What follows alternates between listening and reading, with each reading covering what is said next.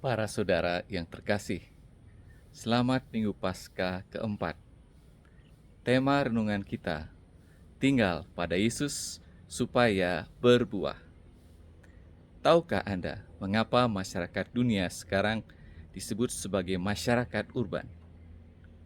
Karena kebanyakan orang zaman sekarang datang berbondong-bondong ke kota besar dan lebih memilih bekerja dan tinggal di kota daripada di desa. Fenomena ini terasa saat hari raya seperti Idul Fitri dan Natal. Kota-kota pada sepi karena pada mudik. Kota begitu menarik dan menjadi pilihan.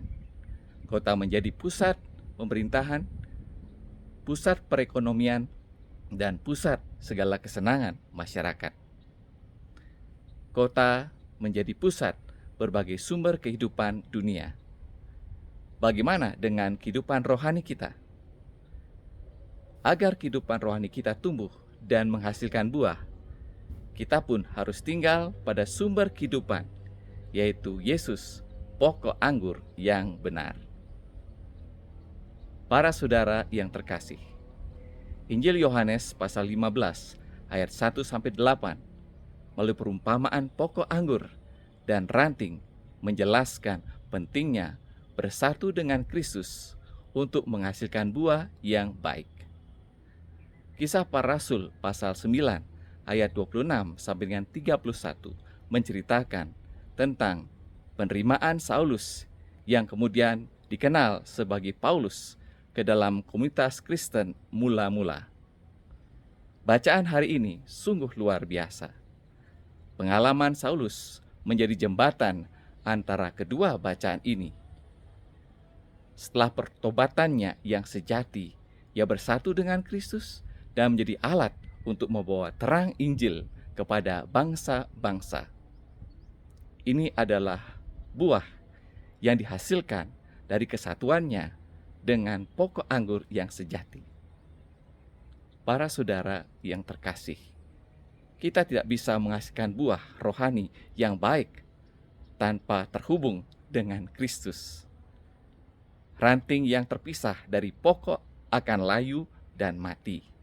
Demikian juga jika kita tidak tinggal di dalam Kristus melalui doa, pembacaan Alkitab, dan ketaatan pada perintahnya. Hidup kita akan menjadi mandul secara rohani. Saulus yang sebelumnya dikenal sebagai penganiaya orang Kristen mengalami perjumpaan yang mengubah hidupnya dengan Kristus. Para murid di Yerusalem awalnya ragu-ragu untuk menerima dia, takut akan masa lalunya. Namun, Barnabas melihat pertobatan sejati Saulus, menjadi perantara dan membawanya kepada para rasul. Kisah ini mengingatkan kita bahwa pintu pertobatan dan kasih Allah selalu terbuka bagi siapa saja yang mau berubah. Para saudara yang terkasih, kita semua dipanggil untuk menjadi seperti Barnabas, yang menerima dan mendukung mereka yang mencari pertobatan dan persatuan dengan Kristus. Kita harus senantiasa memperkuat hubungan kita dengan Kristus melalui doa, pembacaan Alkitab, dan ketaatan pada ajarannya.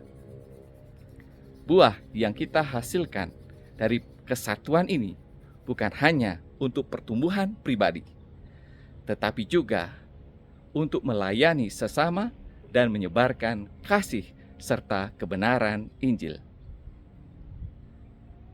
Jika Anda terinspirasi dengan renungan ini, jangan lupa tekan tombol like, komen, subscribe, dan share video ini.